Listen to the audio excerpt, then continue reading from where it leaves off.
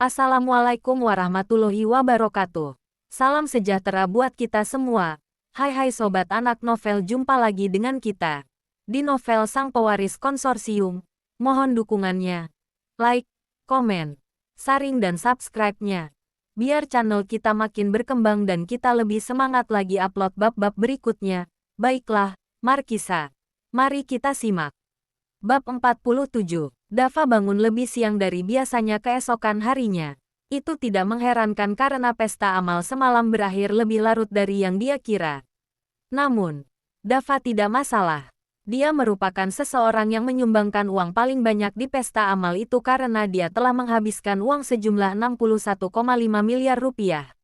Maka dari itu, dia mendapatkan libur 1 minggu dari universitas.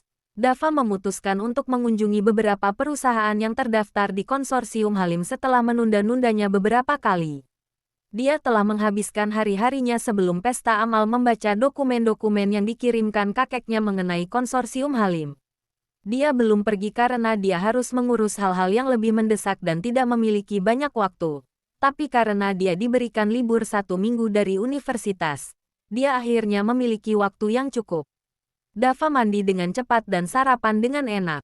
Karena dia akan mengunjungi sebuah perusahaan hari ini, dia memutuskan untuk berpakaian resmi. Dia mengenakan celana jas dan kaos dengan sepatu kulit berkualitas tinggi sebelum beranjak ke lift pribadinya. Ketika dia tiba di garasi, dia menaiki Bugatti-nya dan langsung berangkat. Setelah beberapa menit, dia tiba di kantor pusat PT Nix, perusahaan yang dia telah rencanakan untuk kunjungi pertama kali. PT Nix merupakan perusahaan teknologi terbesar di negara ini, dengan banyak karyawan yang berkualitas bekerja di sana. Setiap tahun, mereka menciptakan inovasi gawai elektronik yang terkemuka yang dijual dengan cukup mahal. Itu merupakan pilihan nomor satu setiap penggemar komputer sebagai tempat bekerja karena mereka menyediakan semua bahan yang mereka butuhkan untuk meningkatkan kemampuan mereka. Dava masih tidak percaya bahwa perusahaan seterkemuka itu sekarang berada di bawah namanya yang memiliki 90% saham di perusahaan itu. Dava berhenti tepat di depan pintu masuk menuju gedung PT Nix. Dia memarkirkan mobil sport elegannya sebelum turun dari mobil. Ketika satpam di sana melihat Dava turun dari mobil yang terlihat sangat mahal itu, dia langsung tahu bahwa Dava merupakan orang yang sangat penting. Maka dia memutuskan untuk memperlakukannya dengan penuh hormat. Dava berjalan dengan percaya diri ke arah pintu masuk yang terdapat satpam berjaga di sana. Ketika Dava sudah cukup dekat dengannya, satpam itu angkat bicara. "Selamat pagi, Tuan. Selamat datang di PT Nix. Bisakah saya memeriksa tanda pengenal Anda?" tanya satpam itu dengan sopan. Dava merogoh sakunya dan mengeluarkan dompet kulit halusnya. Dia mengeluarkan kartu hitam dan emas dan menyerahkannya kepada satpam itu. Satpam itu menerimanya dan memeriksanya. Namun ketika dia melihat logo H pada kartu itu, dia langsung gemetaran karena terkejut. Kartu hitam emas itu diberikan kepada Dava oleh Bram beberapa hari yang lalu ketika dia sedang mempelajari dokumen-dokumen yang dikirimkan oleh kakeknya. Dia diberitahu untuk menggunakannya untuk menunjukkan identitasnya setiap dia mengunjungi perusahaan manapun dan dia akan dipersilakan masuk. Makanya Dava tidak tahu seluar biasa apa kekuasaan yang dimiliki oleh kartu itu. Kartu itu hanya mencantumkan informasi dasar tentangnya. Jadi dia pikir itu hanya kartu identifikasi biasa yang hanya berbeda dari warnanya. Karena itu, dia terkejut oleh respons satpam itu ketika dia menyerahkan kartu identitasnya. Satpam itu telah melihat kartu identitas semacamnya sebelumnya. Dia telah melihat kartu identitas yang dilapisi perunggu, perak, dan bahkan emas, yang digunakan oleh para petinggi PT Nix, tapi dia tidak pernah melihat kartu yang dilapisi warna hitam dan emas. Dia menatap Dava sekali lagi, tapi kali ini dengan tatapan penuh hormat. Kartu hitam emas yang ditunjukkan pria itu merupakan bukti bahwa dia adalah orang penting, jauh lebih penting dibandingkan dengan para petinggi di perusahaannya. Satpam itu langsung membukakan pintu kaca besarnya dan memperkenankan Dava untuk memasuki gedung PT Nix. Dava menganggukkan kepalanya pelan sebagai tanda sapaan sebelum memasuki gedung itu. Bagian dalam gedung itu dipenuhi oleh beberapa karyawan kantor yang berjalan ke sana kemari untuk melakukan berbagai macam pekerjaan. Ketika Dava memasuki gedung itu, Penampilannya menarik perhatian beberapa karyawan kantor. Mereka menatapnya selama beberapa saat sebelum kembali kepada pekerjaan masing-masing. Dava tidak menghiraukannya. Bram telah menelepon para petinggi PT Nix dan memberitahu mereka bahwa kepala konsorsium Halim akan datang berkunjung dan mereka harus menunggu kehadirannya. Beberapa menit sebelum kedatangan Dava, beberapa petinggi perusahaan turun untuk menemuinya. Perhatian orang-orang yang terpancing karena kedatangan orang-orang itu teralihkan kepada Dava. Ini memicu berbagai gosip atas kemunculan mereka. Bukankah itu Direktur Departemen Administrasi? Kamu benar, manajer umum Departemen Pemasaran juga tiba. Wah, banyak sekali orang penting. Aku penasaran siapa yang membuat mereka semua turun ke sini. Mereka lalu berhenti di hadapan Dava. Mereka terkejut ketika mereka melihat Dava. Salah satu dari orang-orang tersebut tidak tahan untuk bertanya. Apakah Anda Dava Halim? Benar, itu aku. Jawab Dava dengan percaya diri. Semua orang terkesiap ketika mendengar jawabannya. Ketika Bram memberitahu mereka kedatangan kepala konsorsium Halim, mereka membayangkan seorang pria parubaya seperti Bram. Mereka tidak menyangka bahwa kepalanya merupakan seseorang yang sangat muda. Dia terlihat baru saja menyentuh umur 20 tahun. Bagaimana seseorang seperti dia memiliki kekayaan dan kekuasaan sebesar itu? Dava menyadari tatapan tidak percaya mereka dan tersenyum. Tidak heran jika mereka terkejut karena umurnya. Akhirnya seseorang berdeham dengan lantang, menyadarkan yang lainnya dari lamunan mereka.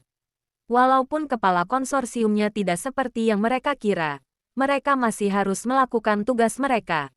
Selamat datang di PT Nix, Tuan Halim. Biar kami ajak Anda berkeliling, kata pria yang berdeham tadi. Dava mengangguk dan membiarkan mereka menuntunnya berkeliling kantor perusahaan. Bersama-sama, mereka menuntun Dava ke berbagai macam departemen di perusahaan mereka. Dava terkejut lagi selama dia diajak berkeliling. Itu melebihi ekspektasinya. Tidak heran jika perusahaan tersebut merupakan perusahaan ke-10 terkaya di dunia. Beberapa menit berlalu seraya mereka berkeliling. Dava menyadari bahwa para pemandunya sudah kelelahan setelah menuntunnya berkeliling. Jadi dia memutuskan untuk membiarkan mereka beristirahat. Selama mereka beristirahat, dia memutuskan untuk lanjut berkeliling sendirian. Dia memeriksa beberapa departemen lainnya di perusahaan itu. Setelah beberapa menit, dia menyadari bahwa dia telah mendatangi bagian kantor yang sepi. Takut tersesat, dia memutuskan untuk berputar arah.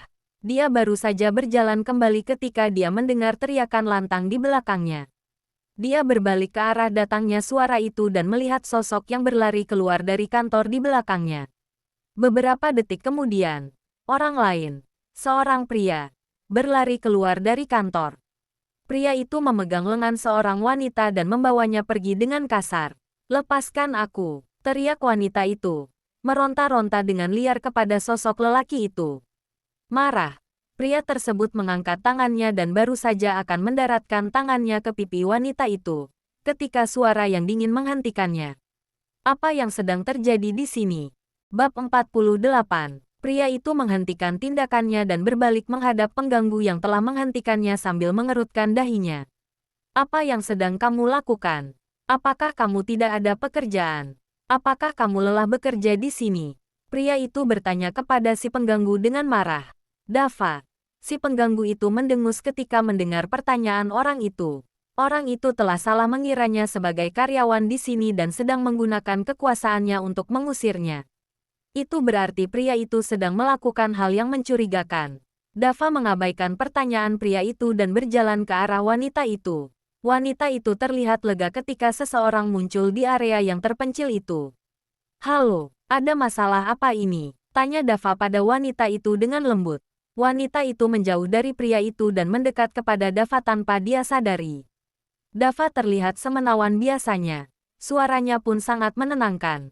Kesan maskulinnya memberikan wanita itu perasaan aman. Karena itu dia bergerak mendekat ke Dava. "Pria ini adalah masalahnya," jawab wanita itu, menunjuk kepada pria tadi. Dava mendengus mendengar jawabannya. "Apa yang dia lakukan?" tanya Dava lagi. "Saya kemari untuk melamar pekerjaan karena saya sudah banyak mendengar mengenai PT Nix. Tapi siapa sangka perusahaan ini hanya dipenuhi oleh orang-orang mesum. Bukan hanya dia menolak untuk mewawancarai saya dengan benar, Dia juga memaksakan dirinya padaku. Bahkan setelah saya menolak dan meninggalkan ruangannya, dia tetap saja mengejar saya. Wanita itu mencoba menjelaskan, memelototi pria itu dengan berapi-rapi. Dava merasa murka ketika mendengar jawaban darinya. Namun, dia memutuskan untuk tetap tenang dengan mendengar ceritanya dari kedua sisi sebelum membuat keputusan. Dia berbalik menghadap pria itu dan bertanya dengan dingin, apakah apa yang dikatakan wanita ini benar? Pria itu menatap mereka berdua dan mendengus. Kamu kelihatannya bukan karyawan di sini, karena kamu tidak mengenaliku. Dan iya, semua yang dia katakan memang benar. Namun, memangnya kamu bisa apa? Ucapanku adalah perintah di sini dan aku memiliki kekuasaan untuk menghancurkanmu jika aku mau. Jika kamu melupakan kejadian ini dan kembali ke tempat asalmu, aku akan memaafkanmu. Jika tidak, kamu tidak bisa menyalahkanku atas apa yang akan terjadi padamu. Jawab pria itu dengan angkuh. Dava menatap pria itu dengan dingin ketika dia mendengar jawabannya. Dia bahkan tidak mencoba menutup-nutupi atau membantah bahwa dia memaksakan dirinya pada seseorang yang seharusnya dia wawancarai.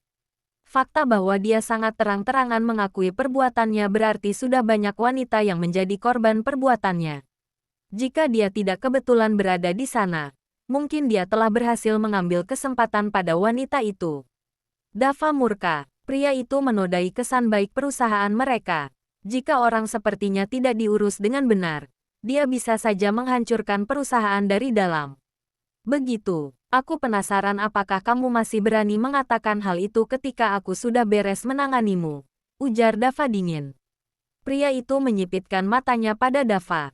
Kamu sedang mengancamku, tanya pria itu. Mengancam. Dava tertawa. Tidak sama sekali. Ini adalah janji. Wanita itu menatap Dava lekat-lekat.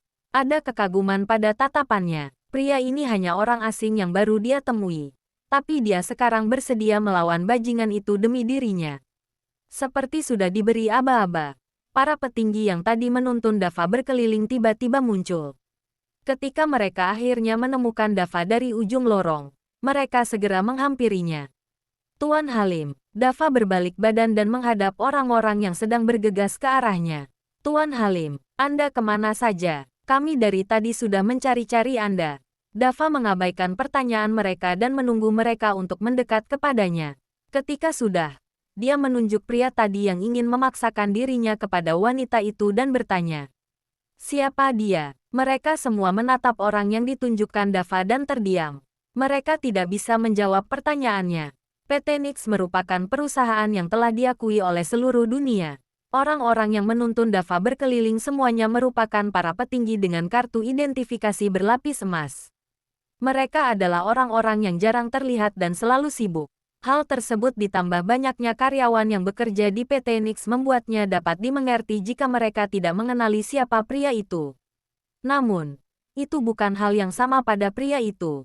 Ketika dia melihat jajaran para petinggi memperlakukan Dava dengan penuh hormat, dia mulai panik. Para petinggi merupakan orang-orang yang tidak bisa ditemui sembarang orang. Dia bahkan tidak diperkenankan berbicara dengan satu pun dari mereka. Akan tetapi, mereka terlihat sangat patuh kepada si pengganggu itu. Dia langsung tahu bahwa si pengganggu itu adalah seseorang dengan latar belakang luar biasa. Aku bertanya kepada kalian, siapa dia? Tanya Dava dengan dingin. Salah satu petinggi melirik pria itu yang sudah berkeringat dingin dan bertanya kepadanya. Di mana kartu identitasmu? Pria itu dengan gemetaran mengeluarkan kartu berlapis perak dan menyerahkannya kepada para petinggi. Mereka langsung meraihnya dan menyerahkannya kepada Dava. Dava membaca detail dari kartu identitasnya sebelum menyerahkannya kembali kepada para petinggi. Orang ini adalah pelaku kejahatan seksual berulang kali, ucap Dava. Dia memberitahu para petinggi tentang kejahatan yang mungkin telah dilakukan olehnya dan apa yang dia akui telah dia lakukan. Saat Dava selesai berbicara, pria itu sudah berlutut meminta ampun. Tidak ada lagi tanda-tanda sikap arogannya seperti beberapa saat yang lalu. Dava mengabaikan air mata pria itu. Dia tidak kasihan sama sekali padanya. Dia merupakan bajingan yang harus dihukum atas perbuatannya. Para petinggi memelototi Denny setelah Dava selesai berbicara. Mereka tidak menyangka kepala Departemen Penelitian Inovatif merupakan orang sejahat itu. Yang lebih mengejutkan adalah hal itu ditemukan oleh pemilik perusahaan. Itu menempatkan mereka di posisi yang buruk dan membuat mereka terlihat tidak kompeten. Aku ingin kalian memastikan bahwa dia bertanggung jawab atas semua kejahatannya. Lalu, pastikan kepala departemen yang baru merupakan orang yang bermoral lurus dan adil. Hal seperti ini tidak boleh terulang kembali. Apakah sudah jelas? Tanya Dava. Tentu saja. Jawab mereka. Tanpa menunggu apapun, para satpam dipanggil dan menangkap Denny dan menyerahkannya kepada polisi.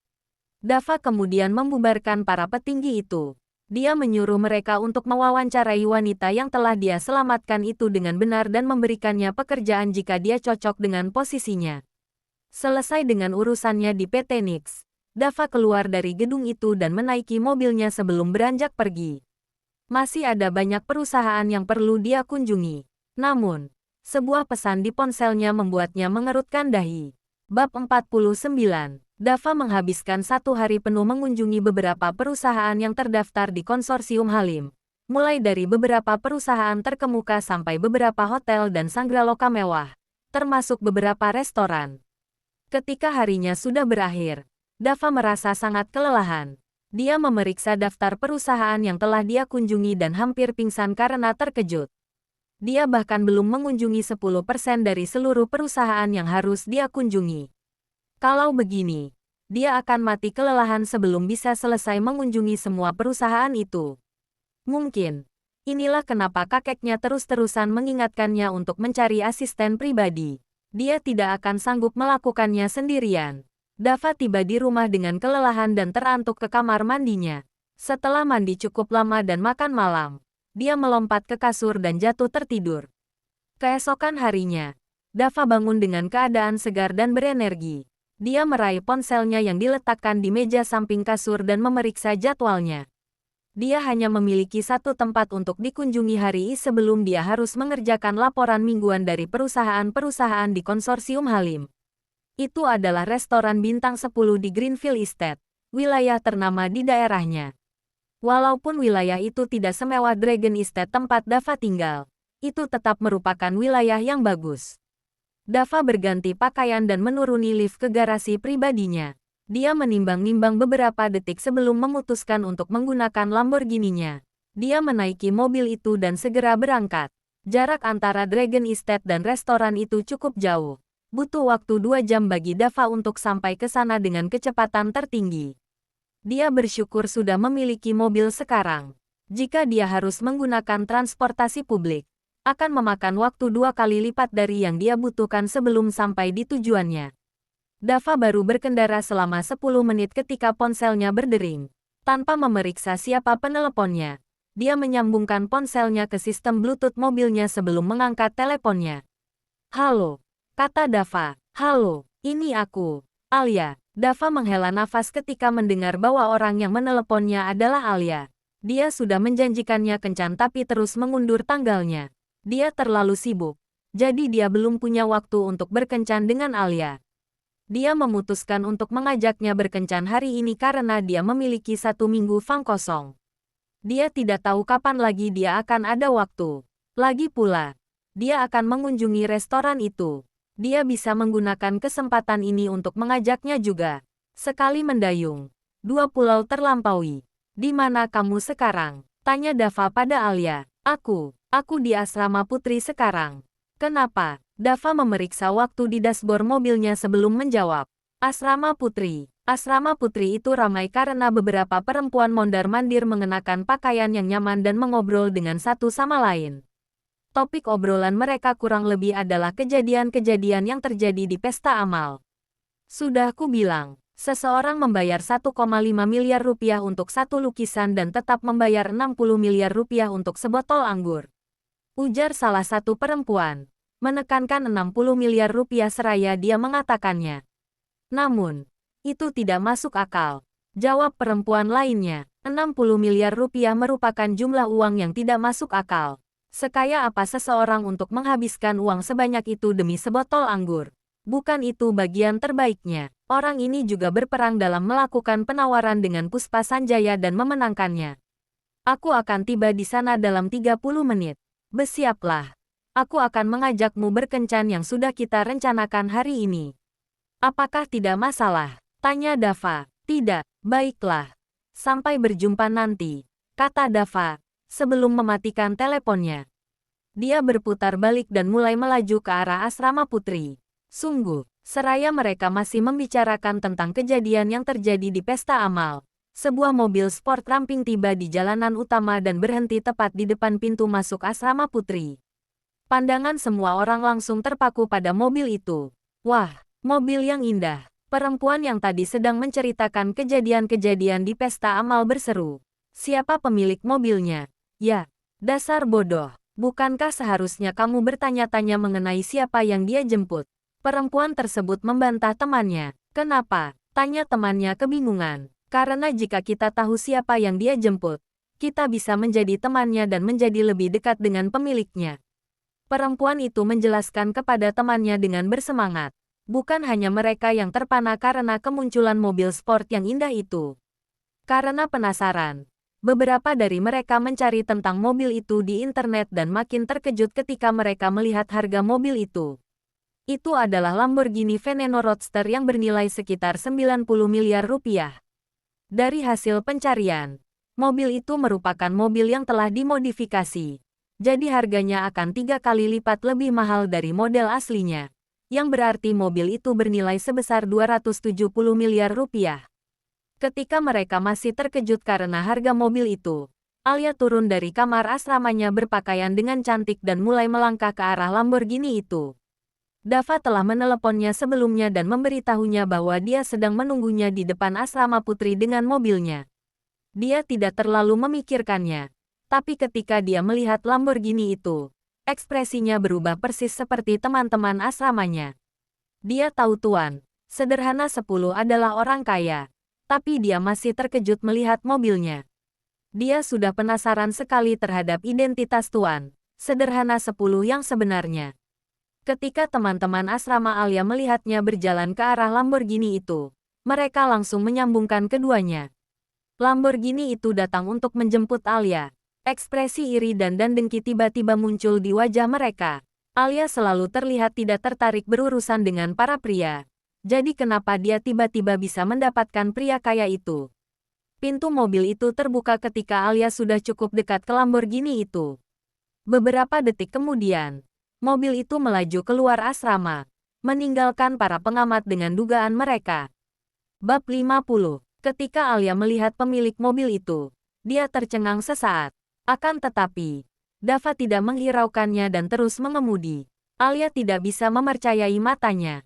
Walaupun dia telah mengubah gaya rambut dan penampilannya dan terlihat benar-benar berbeda dengan sebelumnya, dia tidak akan pernah bisa melupakannya. Tuan, Sederhana 10. Orang yang telah menghabiskan 75 miliar rupiah untuk menghadiahinya dan memiliki mobil semahal itu tidak lain adalah Dava Halim, mantan pacar dari teman dekatnya Sarah Kusuma.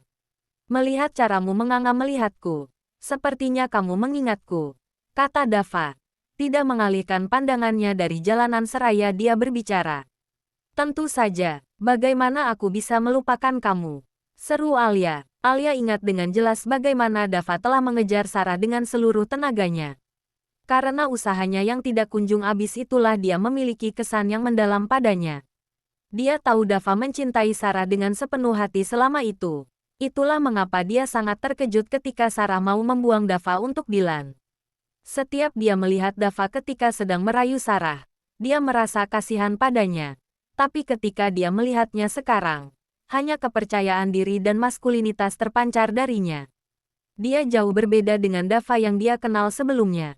Semua hal yang terjadi selama siarannya waktu itu mulai terasa masuk akal. Kenapa seseorang yang tidak dia ketahui menghabiskan 75 miliar rupiah untuknya dan di waktu yang sama memilihnya untuk diajak berkencan? Masuk akal sekali jika orang itu adalah Dava. Sebuah pikiran tiba-tiba terbesit di benaknya.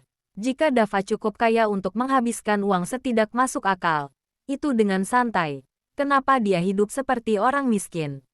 Dia bahkan sampai dilabeli sebagai orang miskin oleh seluruh kampus. Tepat ketika dia ingin menanyakannya pada Dava, sebuah pikiran lain terbesit di benaknya.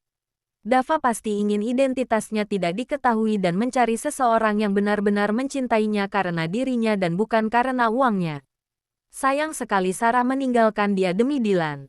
Jika dia menunggu sedikit lebih lama, dia pasti akan menikmati sisa hidupnya bersama dengan pria yang penuh perhatian seperti Dava. Jika Dava bisa mendengar apa yang sedang dia pikirkan, dia pasti akan menendangnya keluar dari mobil. Dia berpura-pura menjadi miskin hanya untuk mencari cinta sejati. Konyol sekali. Dia bahkan kesusahan untuk mencari makan. Dia harus bekerja luntang-lantung untuk mendapatkan setiap lembar uang yang dia dapatkan.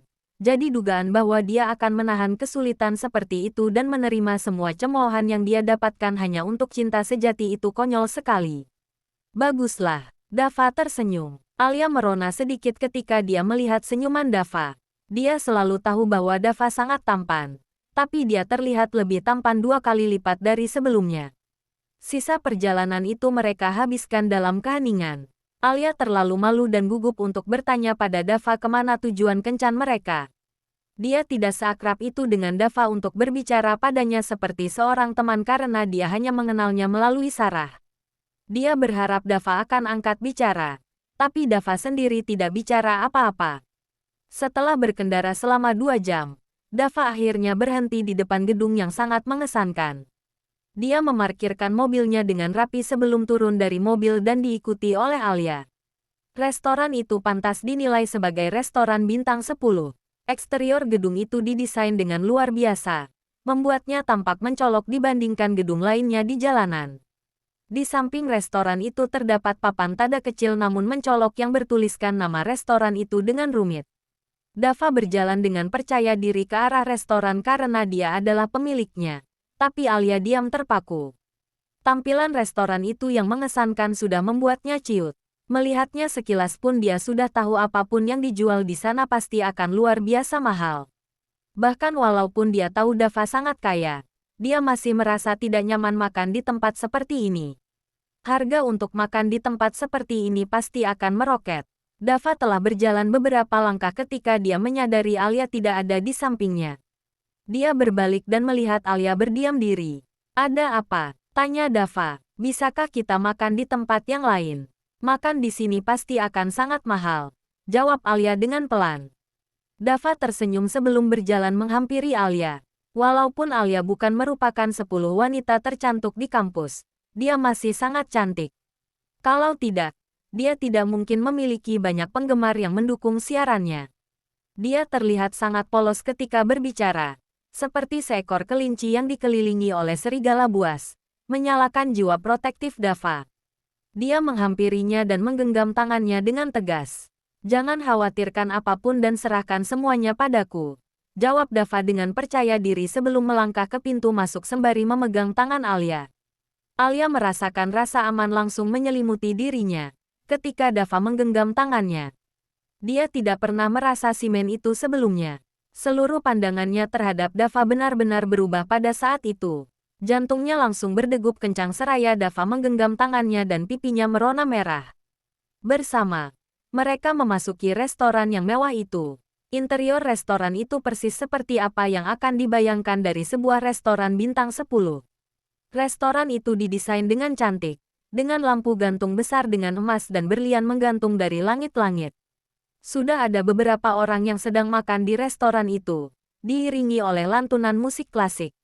Biasanya butuh beberapa bulan sebelum seseorang bisa memesan tempat di restoran ini. Tapi karena Dava memiliki identitas spesial, Bram telah memastikan bahwa perlakuan terhadapnya akan berbeda. Itulah mengapa dia diperkenankan masuk ke dalam restoran tanpa memesan tempat. Seorang pelayan segera muncul dan menuntun Dava ke meja terbaik di restoran mereka. Sudah ada beberapa makanan tertata rapi di meja, dengan sebotol anggur juga. Dava dan Alia pun duduk untuk makan. Seraya mereka makan, Alia terus melirik pada Dava. Dia telah menanyakannya beberapa pertanyaan, tapi Dava menolak untuk menjawab. Dia hanya berjanji untuk menjawabnya ketika dia sudah selesai makan. Hatinya berdegup tidak karuan setiap dia melirik Dava. Dava menyadari lirikannya itu tapi tidak menghiraukannya. Tidak memiliki pilihan lain. Alia fokus untuk menghabiskan makanannya. Setelah beberapa menit makan dalam keheningan, pasangan itu akhirnya menghabiskan makanan mereka. Alia baru mau berbicara. Dia tidak sabar. Setelah beberapa menit makan dalam keheningan, pasangan itu akhirnya menghabiskan makanan mereka. Alia baru mau berbicara. Dia tidak sabar untuk bertanya banyak hal pada Dava. Ketika seseorang menghampiri meja mereka. Gimana sobat anak novel? Seru gak ceritanya? Apa yang akan dilakukan Babang Dava dengan Alia di hotel tersebut setelah makan? Dan siapa yang menghampiri mereka saat makan tadi? Penasaran? Kalau gitu tunggu bab berikutnya. Sampai jumpa.